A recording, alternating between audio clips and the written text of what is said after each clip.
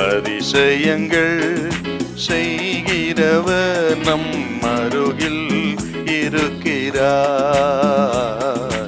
அற்புதங்கள் செய்கிறவர் என்றும் நமக்குள் வசிக்கிறார். லூக்கா 8:50. இயேசு அதை கேட்டு பயப்படாதே விசுவாசம் உள்ளவனாய் இரு, அப்பொழுது அவள் பயப்படாது. அங்கதான் சொல்றாரு, பயப்படாதே.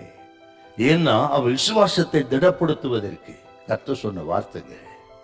இப்ப இவனுக்கு பிரச்சனை என்னன்னா, இவனுக்கு ஒரே குழப்பம் ஆயிடுச்சு. இப்போ என்ன குழப்பம்? ஒரு பக்கம் துர்ச்செய்தி வந்து விட்டது, உன் மகள் மரித்து போனார். இன்னொரு பக்கம் இயேசு சொன்னார் பயப்படாத. எதை நான் நம்புறது? பயப்படாத என்று இயேசு சொன்னாரு, அதை நம்புவதா? மரித்தே போய்விட்டால் என்று சொல்லுவதை நான் நம்புவதா? ஒரே குழப்பம் அவர்கள் மத்தியில் தான். இவன் இயேசுவை நம்பினான். எத்தனை துர்ச்செய்தி வந்தாலும் எனக்கு பிரச்சனை இல்லை, என்னோடு வருகிறவர் யார் என்றால் வானத்தையும் உண்டாக்கின தேவன், மரித்தோர உயிரோடு எழுப்புகிறவர் என்னோடு வருகிறார். ஆகவே நான் பயப்பட மாட்டேன் என்று இயேசுவை சார்ந்து கொண்டான். அவன் நம்பிக்கை வீண் போகவில்லை. வீட்டுக்கு வந்த பொழுது அவன் விசுவாசத்தை கனம் பண்ணி மகளை உயிரோடு எழுப்பிட்டார். உங்களுக்கு அதுவா இதுவா?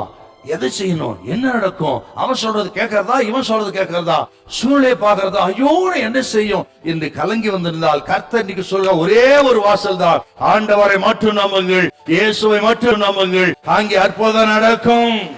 பயப்படாதேன்னு ஆண்டவர் இந்த நேரத்தை சொல்றான்னு என்ன அர்த்தம் நினைக்கிறீங்க? எவையிருவே, சூழ்நிலையை பார்க்காத, அவன் சொல்றதை கேட்காத, என்னை பார், பயப்படாத. ஆண்டவர் உங்களை பார்த்துதான் நீங்க சொல்றாருங்க. சூழ்நிலையை பார்க்காதீங்க, மனுஷனை பார்க்காதீங்க, அந்த கடனாளியை பார்க்காதீங்க, எதிர்காலத்தை பார்க்காதீங்க, இயேசுவை பாருங்கள், அங்கே அற்புதம் நடக்கும். அவர் மரித்தோரை உயிரோடு எழுப்புகிற தெய்வம்.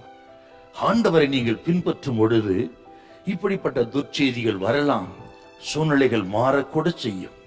ஆனால் அதுவே முடிவல்ல, அது ஒரு ஆரம்பம் தான். முடிவு மகிமையா இருக்கும். ஏன்னா இயேசு பின்னே வருகிறார்னா இவன் எவ்வளவு சந்தோஷமா இருந்திருக்கும், ஆறுதலா இருந்திருக்கும். அதுதான் அவனுக்கு தைரியம். எந்த தைரியத்துல போனா, என் பின்னே இயேசு வந்து கொண்டிருக்கிறார், அவர் வருவாரானால் எந்த தோல்வியும் ஜெயமாய் மாறிவிடும்.